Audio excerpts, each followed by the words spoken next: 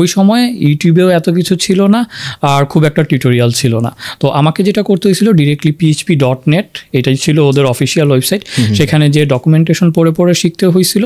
আর কিছু ফোরাম আমি পাইছিলাম যেখানে হয়তো আপনার কিছু আর্টিকেল টিউটোরিয়াল ছিল, বাট সব ইংলিশে। আচ্ছা আচ্ছা, হ্যাঁ। ওই সময় ভালো রিসোর্সেস ছিল না। এবং আমার এটাও মনে আছে যে ওই সময় আমরা যে ইন্টারনেট ব্যবহার করতাম সেখানে হচ্ছে আপনার 300 টাকা দিয়ে এক মাসে 1 GB ডাটা পাওয়া যেত। আচ্ছা, এটা আমার একটা কুইক কোয়েশ্চেন, সেটা হচ্ছে এটা কত সালে কথা বলছি আমরা? 2009। আচ্ছা, 2009 এর দিকে আমার এইচএসসির পর। ওই সময় আসলে আমরা খুব বেশি হচ্ছে রিসোর্স পাইতাম না, কিছু আর্টিকেল পাওয়া যাইতো এবং সব কন্টেন্টই ইংলিশে। ইউটিউবও আমার মনে হয় তখনও অত পপুলার হয় নাই যে মানুষজন একেবারে ইউটিউবে কন্টেন্ট দেওয়া শুরু করছে, ভিডিও দেখে আমরা শিখবো।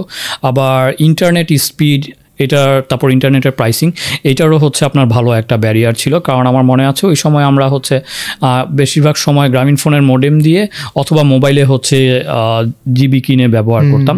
সব জায়গায় আপনার এখনকার মতো ব্রডব্যান্ড ইন্টারনেট অ্যাভেলেবল ছিল না।